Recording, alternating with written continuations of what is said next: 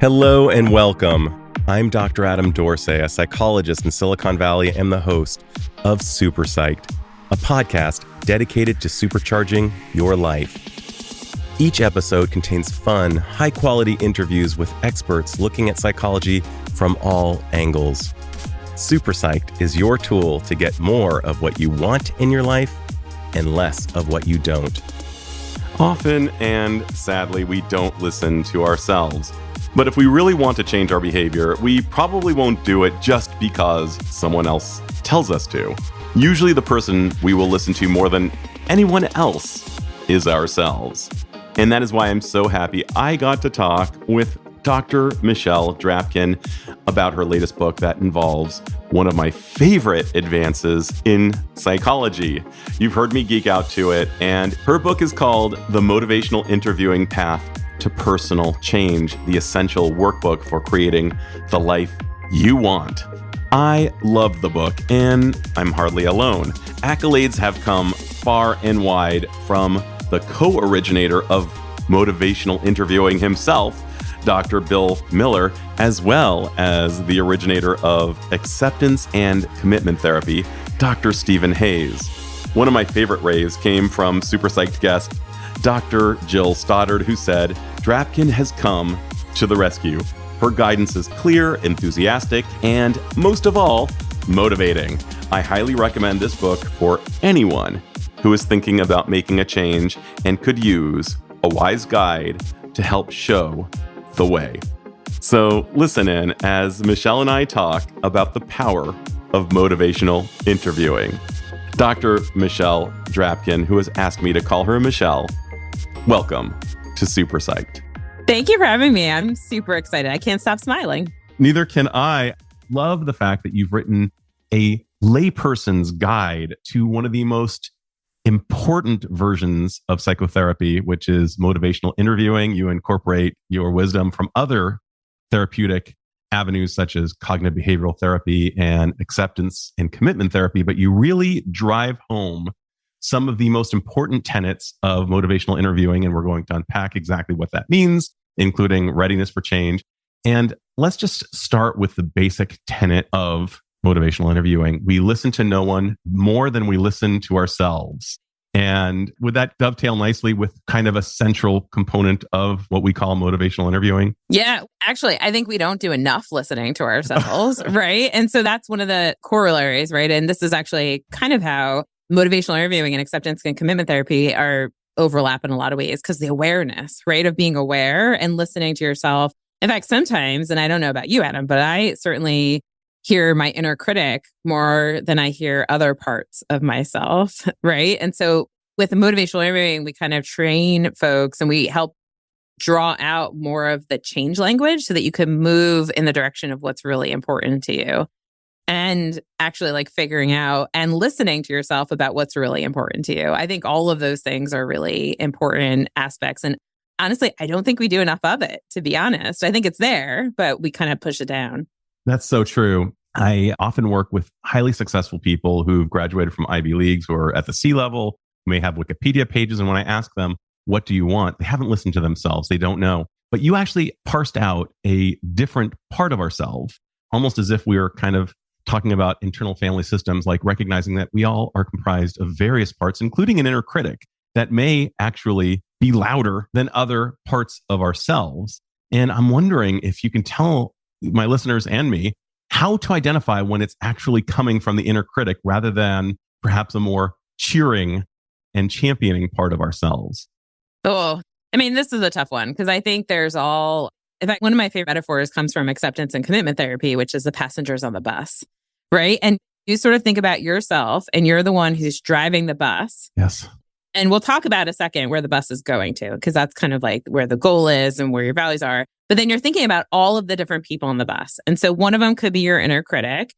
One of them could be your mom who like has internalized herself into, I'm laughing, but it's true, right?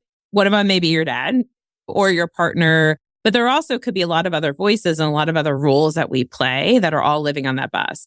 And the thing is to be aware of all of them. And then the awareness that you, all of you, like the holistic you is driving the bus. And so you've got to take the wheel and think about who am I going to listen to? And then you ask the inner critic to sit down, like, hey, I got this. I'm in charge. Or like, listen, I appreciate you. Like maybe there's like an anxious version. I appreciate you keep trying to keep me safe. And this is really important to me. And now I want to drive towards what is really important to me. And that's where like all your values are. And this is why doing a lot of values work is really important. The what is important to you, you're right. So actually, if we talk about the folks that you often work with and I work with a lot, sometimes some of the passengers on the bus are your boss or your company, 100%. right? And so you've got to really just think about maybe incorporating and integrating all of that. And who do you want to listen to? What makes most sense? And that metaphor is really a helpful one to think about who's on the bus and where are you going. I'm so glad you brought that up. I remember learning, this is going to be very specific, learning about the bus metaphor in 2012, and I forgot about it actually. And I believe it, to your point, it comes from acceptance and commitment therapy, Stephen Hayes. And it's kind of similar in some ways, perhaps, to Dick Schwartz and IFS, the notion that we are the driver of the bus. And there are all these other passengers on the bus who may be cheering for us or who may be jeering us and maybe throwing spitballs at us as we're trying to drive this bus through life. And I'm thinking about as well, if we listen to that inner critic who's really there to keep us safe, ostensibly. But one of the things we also know from having done interviews with people on their deathbeds is that they regret the things that they didn't try, even if they failed. And having the ability to actually do a thing, even if we belly flop, is so important in this life. It seems that it's the things that we left on the table that are our biggest regrets. And motivational interviewing, when done well, I imagine can lead to outcomes where we go out there and show up and really, really, really try hard to achieve our goals. Let's just hear what, in your own words, what is motivational interviewing? Yeah, it's such a great question. I was like, oh, we better explain this thing because it's really not, its name, I don't think is what we call face valid, right? I don't think it means the way it sounds because it's not motivational speaking, right? I always like to say it's not the Tony Robbins of psychotherapy and it's not interviewing. It has nothing to do with like the way we think of business interviewing, like I'm interviewing for a job. It's really just a way of being, a way of showing up with yourself and others to really draw out motivation from inside, what we call intrinsic motivation, right? To find what's motivating you, what's driving you. And I often think about before I'm going to launch someone on a change, I want to consolidate that motivation because you know what? There are going to be bumps in the road and you've got to know the why you're doing this. Otherwise, it's so easy just to pull off to the side and give up and raise your hands. And so at the end of the day, motivational interviewing is really just, we think of as a way of being. It's just a way of listening and really like thoughtfully helping to draw out that internal motivation and to consolidate it so people really feel committed and empowered to make the changes that they really, truly want to make. And in so doing, I'm getting that they end up listening to themselves because it's not me saying, hey, man, you know what you should do? You should stop drinking alcohol. Just say no to drugs. Sure, that's easy. If it were only so easy. But if we say it to ourselves, we may at some point be ready to take on. The fact is, change is hard. It's inevitable, Yes. but in various ways, but it's hard to keep ourselves on course when we're trying to do something, lose weight, implement a good exercise program, a better sleep hygiene habit, whatever it might be. Where would you say motivational interviewing can be strongest for helping people live out their goals? I think anywhere. It's one of the few motivational interviewing books out there that is kind of agnostic of change target, right? You'll find a lot of like, oh, here's MI for this, here's MI for that, here's MI in this setting. And this is really just, here's MI for whatever you want it to be. Okay, so MI is most powerful when you're ambivalent about change. So when you feel two ways. Now, and I talk about this in the book, right? One of the things I've struggled with my whole life is being healthy, eating healthier, exercising, the whole like caboodle of behaviors around that. Now, do I like being like healthier and more energetic and doing? Absolutely. Like I love it. In fact, I'll look at pictures of myself when I'm my healthiest spot and I'm just like, ooh, look at that. Look at that vitality and that energy. And she's so happy. And then I'm like, why can't I do that on a regular basis? Well, you know why? Because I really like donuts and working out on the Peloton is not easy. I didn't tell you this, Adam, but it came straight to our podcast interview from Pilates. And so I was like, oh, but it was not easy. it's keeping that balance between what do you want to do and how do you move in that direction, and balancing the other things that you also want to do in kind of more hedonistic ways that aren't as consistent with your values. And so that ambivalence, that feeling two ways about making a change is where am I really, really helps us manage and secure and resolve that ambivalence so that we can move towards what's really important to us, and reminding ourselves of that on the regular, because you know how easy it is to make those choices that are not consistent with who we want to be. That's such an important piece to our readiness to change. And I'm so grateful to Prochaska for coming up with this kind of model to describe where we might be at any given moment with regard to our ambivalence, and the ambivalence of like, yeah, I really want to lose weight and I love donuts. Damn, I'm kind of at a crossroads. I don't know which one to take. I know Yogi Berra once said, when you're at a fork in the road, take it. But when it comes to donuts and wanting to lose weight, it's kind of hard to do both, although it is possible. But I'm wondering if you could describe the ideas of readiness for change and how they play a part in your work. Sure. So there's this great article of like the 10 things that MI is not. One of the things is motivational interviewing is simple but not easy. And the other thing is it's not the stages of change, but they're related, right? And so they actually, in that article, call them kissing cousins who never married, right? So they're very related. And I often use them as a nice heuristic for, well, where are you at, right? And so just to kind of go quickly through the stages of change, which, by the way, and I think Prochaska and DiClemente would also agree that they're often portrayed as linear, and they're really not, right? Kind of like the stages of grief. Like, it's not like you're like, check this box and you move on, right? So pre-contemplation is the stage where you're not even really like, you're just, maybe it's on your radar, but you're not quite thinking about it. And then contemplation is when you are thinking about it, and preparation is you're getting ready to do it. And then action is when you're actually doing the thing. And then we have recurrence, which some of the behavior's shown up again, which is often typical in this. And then maintenance. And I think going back to where we started this conversation, awareness of where you're at is what's really important. So here's a great example. On the way to my office this morning, I stopped and got coffee at my favorite coffee place, which, believe it or not, is 7-Eleven. But one of the other things that I often run into at 7-Eleven is lots of, like, it's a high-risk situation. It is really a high-risk situation. Oh my gosh, there's so much stuff there. So do you know what I did? Before I went in, I was like, you're here for the coffee. You like the coffee. You're going to get the coffee. And you're not going to get the buttered roll. The buttered roll is, for some reason, well, I know why it is. I used to get buttered rolls with my dad when I was a little girl, and my dad has passed away many years ago. So it's kind of nostalgic for me, and it's really tasty. The butter is really good. No butter roll Drapkin, just the coffee. I actually was sort of repeating it to myself a little bit, not in a mean way, but like, just remember what's important to you. And so I was in this like preparation/action. Now, if I had gotten the butter roll, that would have been a little bit of recurrence.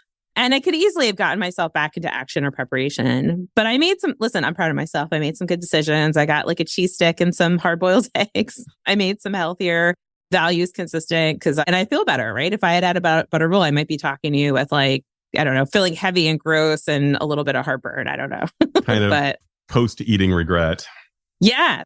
Which, by the way, like, we know that then that makes you feel there's sort of like negative affect that goes with that. And so now I don't feel good about myself.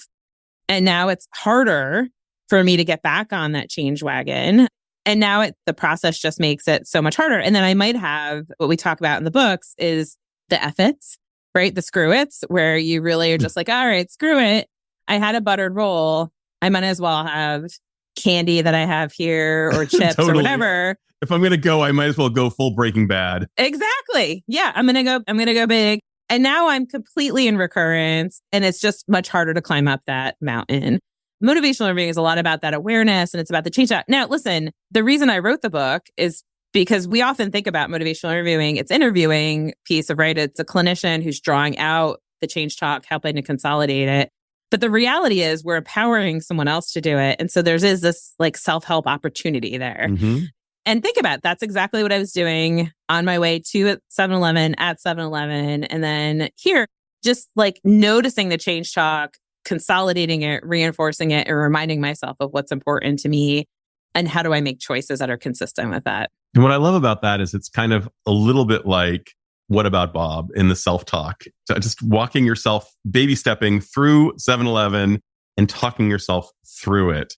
And what I also love about this model is that recurrence is baked into the entire model itself. It recognizes that humans are not algorithms. We are people with emotions and may actually not stay with the plan. And the less desired behavior may reoccur. It used to, I believe, be called relapse.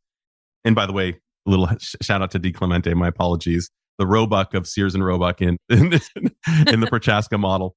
But in terms of the model itself of behavior change, it's so brilliant that it's there.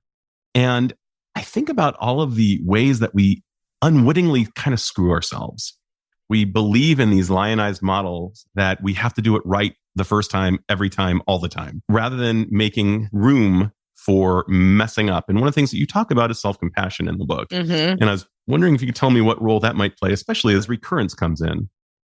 Totally. And I was really thinking about that. And I listened to your beautiful episode with Chris Germer, big fan of Kristen Neff and Chris Germer and their work. And I think that the self-compassion, so if you haven't listened to that episode, I encourage your listeners to go back and listen.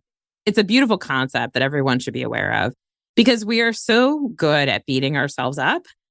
And we're also really good at being gentle and kind with other people. It's just we don't quite learn how to turn that back on ourselves. And I think that that's one of the things I'm often teaching patients is really like, how do you just be gentle with yourself and really realize that failure is part of the process, right? Like messing up, slipping back, whatever word or language you want to put it on it. If you beat yourself up, it's just going to be harder to pick yourself back up. If you're just kind of gentle, I think within reason, right? If you're so gentle on yourself every time you make a mistake, then you're going to be on the ground the whole time, right? And so it's really figuring out that compassionate piece. And I have my hands over my heart because part of the self-compassion break that Kristen Neff has developed and is really just a soothing touch of like, how do you find that way? And just reminding yourself that you're human, you're going to make mistakes. It actually makes a lot of sense that this is hard.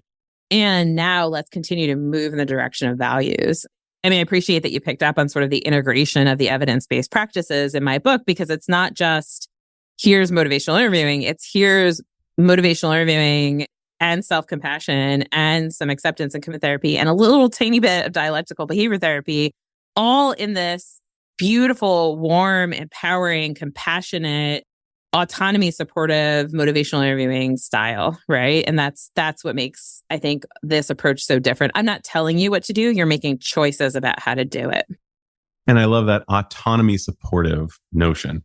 And that may be one of my favorite pieces about motivational interviewing itself. You mentioned that you bring in other pieces from, for example, dialectical behavioral therapy, which comes from Marshall Linehan. You talk a bit about the wise mind. And that Venn diagram of these two very overlapping parts of ourselves. And I was wondering if you could talk about the wise mind and what role it might play in behavior change. Oh, sure. I love wise mind. In fact, one of my businesses is named after wise mind. We have our own little wise mind diagrams and stuff that I love. So wise mind is a Venn diagram, and it's the overlap of emotional mind and reasonable rational mind. And so emotion mind is really the state of being of where you're just being very driven by your emotions, your feelings, like kind of very present moment. And it could be good or bad, right? It could be like joy, happiness, or it could be sad, anger. And then there's rational mind, which is very like data driven and just like kind of figuring stuff out and what are the facts and figures. And then wise mind is that overlap, that section where it's the intersection of I feel this, that's emotion mind. I'm aware of where my emotional mind is at. And rational mind, I know this because of the data, and I'm going to do this wise-mindedly. And I think that behavior change is all about that, right? So my choice to stop at 7-Eleven was emotion mind really wanted that coffee. Like I really love this coffee machine they have. And rational mind was like, it's only $1.50 compared to like a Starbucks. So like, I love a good deal, right? So that's a little emotion mind plus rational mind. And then wise mind was, I could do this and I could make healthy choices even in that context. So it's, again, it goes back to that awareness, right? Which is the other thing you'll see a lot of in my book is there's a lot of mindfulness, right? Like just that awareness of stopping and slowing down and finding your feet and grounding yourself in what's important to you. Love that so much. And my first TEDx talk was all about men and emotions. It was called Emotions That Data Men Miss, to help them make better decisions. Because if you don't really weigh in on with your emotions, you've got a half-baked proposal here. And I love this model of wise mind. And it's almost as if when you walk yourself through a better choice, it's as if your brain is doing a push-up. As a result of you not going for the butter biscuit, butter muffin, what was it called? Butter roll. The butter roll. It's as if your brain did a push-up and it will make you stronger. Now, obviously, you don't want to over-fatigue. I believe that some of the work from Kelly McGonigal out of Stanford on discipline is that we can actually fatigue ourselves with too much discipline, but not enough discipline, and we are not strong enough. And I'm guessing that over time, making these decisions, it becomes easier to do the thing that you want to do for your target behavior and outcome. I mean, absolutely. You develop new habits. Like some of the cognitive research we have, right, is that the pathways get so, and this is the way I'll describe it to patients, right? The pathways get so well worn, right? Like so smooth. So my pathway to a buttered roll is so smooth, right? It's just like, it's like butter. It's like butter. I'm like flowing right in, like sliding into like the buttered roll. And so it's actually, I've got to like stop. And it's going to be a little bit more clunky and difficult. But the more times I show up at 7-Eleven and don't get the buttered roll, all of a sudden now the smooth buttered roll pathway is like, has weeds on it and it's grown rocks. And the other pathway is now mowed and getting clearer and clearer. And that's really what happens and then I'm getting more reinforced and getting sort of if you think about leprechauns, the pot of gold at the end of the rainbow is more there. And you just have to do it over and over again. And eventually, but here's sort of the challenge, right? And this is where I think behavior change often goes a little awry, is let's say I get really comfortable not having the butter roll. And then one day I'm like, I can have a butter roll. I'm so strong. The other thing we know from neuroscience is something called spontaneous recovery, where now all of a sudden I go down the buttered roll pathway and it's like back to being like smooth as anything, right? And my brain is like, ooh, butter roll is amazing. Here I go. And we see that all the time. We have a lot of these discussions and this is actually motivational interviewing started 40 years ago in the substance use field, but it's been we could talk about any behavior change, but we do hear it often discussed and folks wind up having a pretty significant recurrence to substances because they chose to like use one time, or maybe a nicotine smoker had a chipped off of someone else and all of a sudden they're back to smoking. Because the brain is like in Vegas, just this weekend in Vegas, just for this one weekend. Yeah. It is so hard. And actually, we could talk about nicotine for a while because I really think that is one of the most difficult behavior changes to change. Very possible and also really, really challenging. In fact, my book was like the #1 bestseller in smoking recovery for a while, like when it came out. Yeah. Well, to your point, remember watching that Friends episode and Matthew Perry, whose memory is definitely for a blessing. I miss him so much. He was so funny. But as Chandler, he was a guy who stopped smoking. And as soon as he got around a cigarette, recurrence immediately. And I think about these rock stars who used to abuse self-injecting drugs, for example, and then they get into meditation. And the meditation is great. And it's a useful replacement, but it's probably never as awesome as injecting yourself with heroin. But if you can stay on the rails, if you can stay on the wagon, so to speak, well, that's good. But second, you just kind of soften up and say, just this one weekend. We got ourselves a brand new recurrence. And let's talk about recurrence for a second. What are some of your best strategies if recurrence when recurrence does happen, because it happens for so many of us, for various things. It could be for our sleep hygiene practice, or it could be something more detrimental to our health. What are your favorite practices for getting back on track? So 2 things. First, for prevention, let's talk about that, is self-monitoring, right? Is tracking and checking. You don't have to be, to Kelly McGonigal's point, like you don't have to track every day and overly like anal about it, but checking in with yourself on a regular basis, right? So if you're trying to stay healthy, actually, the best way we know is weighing yourself regularly. Actually, there daily is pretty helpful. So that way you catch the slips before they're like full-blown recurrences, because it's a lot harder at that point, right? So that's like sort of the first part, is just monitoring, checking in with yourself. Sometimes I call this like taking your temperature and just how am I doing? And then once you realize like, you know what, I've slipped a little bit, you remind yourself of your why. Like, why is this important? Why do I want to do this?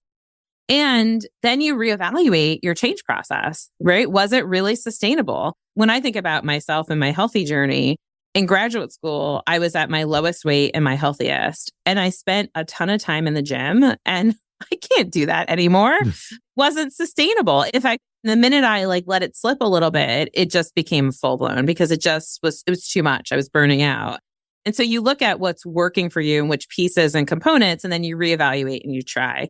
But you've got to consolidate the motivation first. So in motivational interviewing, we now talk about 4 tasks to motivational interviewing. The first one is engagement. So you're engaging in the process.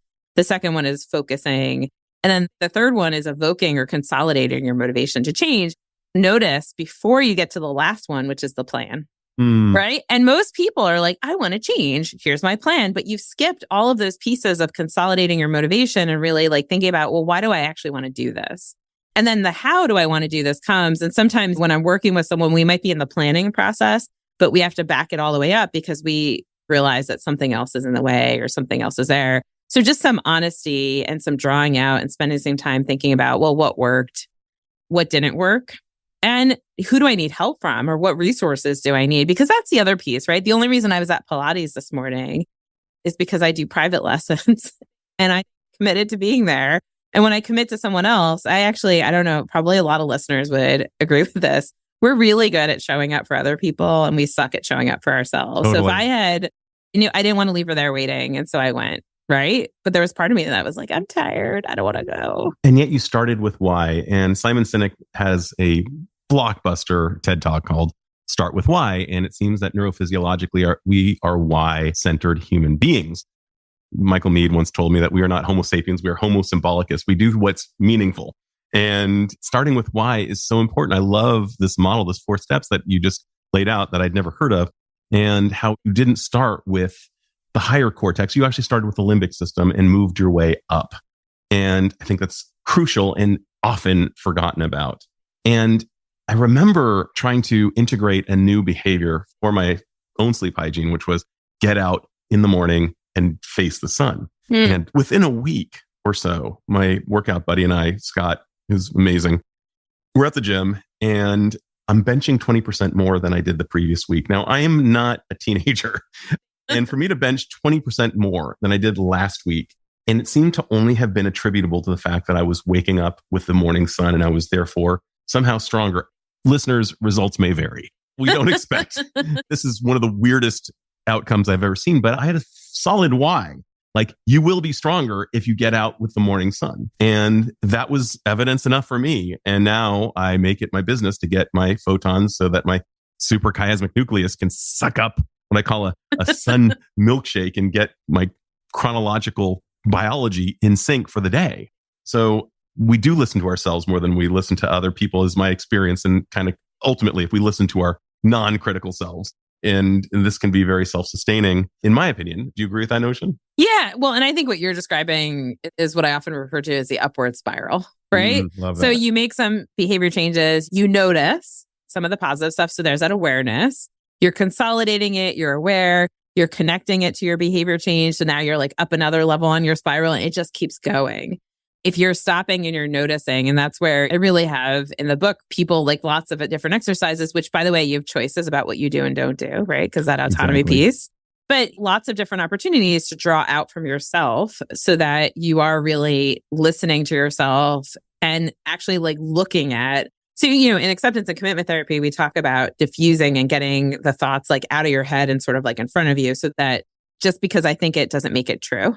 Right? Because there are some terrible, oh, I can't do this. I can't really do this. Just because you think it doesn't make it true. Now, all of a sudden, I can think and look at all of the different thoughts I'm having, and I can make choices about which thoughts or which feelings or behaviors are more values consistent, wise-mindedly, right? And then choose to move in those directions. And so you're choosing to notice the sun in your face and connecting that to the good work you're seeing in the gym, then how you're feeling. And I wonder what's next for you.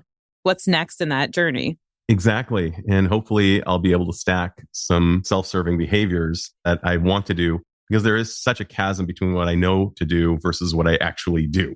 Oh, yeah. And so that's kind of, that's troubling, but I think I'm just part of the 8 billion people who do that. Well, no, I think, so let's just reinforce that for a second, because I think, and I have this conversation with dentists, hygienists, physicians, dietitians, nurses, you name it. You cannot talk someone or teach someone into behavior change. Knowledge is one component, and any of us could teach other people how to. I spend my career teaching other people, and I'm still not great at doing it myself. So there's really just that knowledge component that is just a piece of the behavior change. There's so much else that goes into it, including motivation. And that's really what the book is about, is sort of this self-compassion, awareness, and hey, hold yourself gently and move in the direction of what's important to you so that you become who you want to be, the best version of yourself, so that you live life happily and full of energy and vitality. Love that so much, Michelle. And feelings are not facts, to your point. Don't believe everything you think. We live under this BS premise that we could be bludgeoned by an idea. And I remember watching John Adams. It was an HBO series about the life of John Adams. And you see Abigail, who was having dinner with John Adams, her husband, saying, basically, you're right about everything you say, and yet bludgeoning people with the truth is never going to work. And her conclusion was, men wish to believe they have come to their own conclusions. And that feels like a really important part of the work that you do, helping people come to their own conclusions and not bludgeoning them with a truth bomb. 1,000%, right? Like that's exactly it. Is you cannot tell people what to do, because the minute you tell someone what to do, you're right. There's such this drive to be autonomous that if I'm telling you what to do or how to do it, odds are you're going to yes, but me, whether out loud or in your head. And now all I've done is succeeded in getting you more stuck than you were before. And I think that's the one thing of, I do a lot of different work across a lot of different behaviors and disorders, and anxiety is like a huge one, right? Where a lot of clinicians will just try and commit, like, here's exposure therapy. We know how exposure therapy works. Here, just do this. Just do it. And the patients are like, yeah, but like, this is terrifying. No, but this works. But yeah, but, and then it's just, they get more stuck. And so instead it's like, how do you help them move in the direction and give them support their own ability to do it, empower them? And that's a huge piece of what makes motivational interviewing different than a lot of the other evidence-based practices. And as I understand it, one of the ways that we do it is we have the person, the client, the patient, the person in the room who's being served, identify their behaviors and feel the dissonance between how they're doing things versus what they're wanting. Yeah. And they kind of feel it, hear it themselves, and then they self-manage. Yeah, we sort of facilitate that process of drawing out and consolidating the motivation, drawing out what we call change talk, which is any language in the direction of change, and trying to not reinforce sustained talk or stuck talk. And so we try and help them move in that direction. But by the way, one of the cool things I think about MI is could be used across any setting. So it was born in the addictions world, has now been disseminated across the whole clinical world. It's used in schools. I also think, and it's starting to be used more and more in corporate settings, so that a manager or leader can have more effective conversations with their teams, right? Because yes, you have a job to be done and you could help people do it in a more autonomy supportive way and have conversations about it. Or if it's not a good fit for them, you help have a conversation about what their next step is in a more autonomy supportive way too. And then it's just, there's lots of opportunities here to help empower folks to both connect with what's important to them and then consolidate it and help them make choices that make sense for them. I mean, the number of applications of motivational interviewing feels, to your point, infinite. It can be something that we can graft on virtually any style of psychotherapy as an add-on. I even think it could be used in sales. I used to be in sales back in my corporate days. And one of the ideas that I always hated was the notion of selling ice cube to Eskimos as being the mark of a good sales rep. I think that's a mark of a really bad sales rep because Eskimos do not need ice.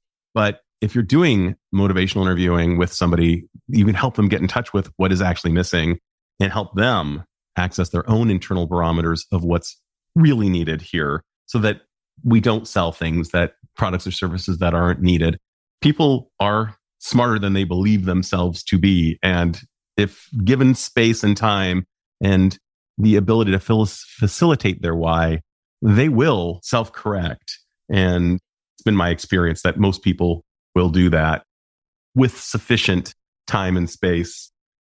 But for sure, bludgeoning them with a truth bomb is not going to work. No, I'm wondering if... Yeah. I'm with you on that. Like, I think that, in fact, I've spent part of my career supporting sales. I worked in corporate America, and part of my role at Johnson & Johnson was as a behavior scientist, but as a scientist who's interfacing with customers at times, right?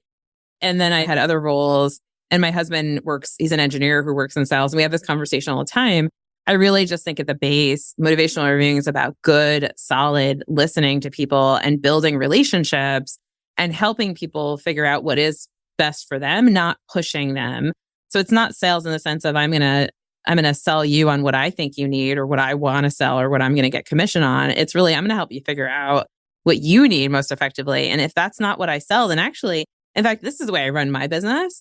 Not everyone needs our services. And so I will help you figure out what you need and then get you connected to it. And then you know what? Now you trust me and now we have a good relationship. And hey, that's what I'm in the business really, is having good relationships. And I think there's a huge opportunity in sales for that, for sure. Yeah. And to your point, as therapists, it is our professional duty to not sell something that is not indicated. So yeah, we're always monitoring the dashboard as we're driving the bus, so to speak, in therapy. I'm wondering, is there anything I should have asked but haven't yet asked? I think you did a really good job. We covered a lot of ground. I agree. Then I'm going to ask my final magical question to you, Michelle Drapkin. If you had the magical skills to confer upon all humanity, one insight or skill that would dramatically improve the lives of the individuals and perhaps by extension, society as well, what would that skill or insight be? And how do you imagine it would impact the individual as well as perhaps society at large? I love this question. And actually, it's a very easy answer for me. I think if more people just listened, really, really listen to each other, like not just waiting to respond, not just hearing and letting the sounds land on your ear, but actually really listen and connect with what's important to the other people, I think we would have a lot more peace in the world. I think people would feel more fulfilled. They'd feel more seen and more validated. I think that's how you build compassion, which then levers into self-compassion. I just think that listening and slowing down and really listening. And I just don't think we do that enough. We move so quickly in this world that we're often waiting to speak or crafting our retort or response as opposed to really hearing the person in front of us. And I think that's partially why I'm so passionate about motivational interviewing, is I think that's a tool or a path to help people really listen to themselves, to others, to their partners, to people who don't come from the same background or agree with them, understand and develop some empathy and compassion. And then I honestly think the world would be a better place if we just had people listening to each other more often. I couldn't agree more, Michelle. What a beautiful wish. It's the precursor to pretty much all good outcomes, the listening, whether it's restoring a relationship, whether it is trying to help two people who seem to be at odds navigate through some form of conflict, whether it's listening to ourselves but just that gift of listening and really being present. What a beautiful wish. I will definitely take that and run with it. And so glad that you share that with my listeners, who I assume will do the same. This has been so much fun. I love your book. I'm so glad you wrote it. It's one of the most important ideas for behavior change out there. And I do believe that if people read your book, they will have a good launch pad for a better life. So thank you. That means a lot to me because you know how hard it is to write a book. And I really do hope listen, even if it helps one person so thank you for having me on the podcast, because even if someone just listens to this and it's helpful to them, that means a lot to me. And that's very consistent with my meaning and purpose. So thank you for letting me live into that today. Well, right on, Michelle. It was so much fun. And can't wait to go explore some pizzas with you in New Jersey. Please, I can't wait.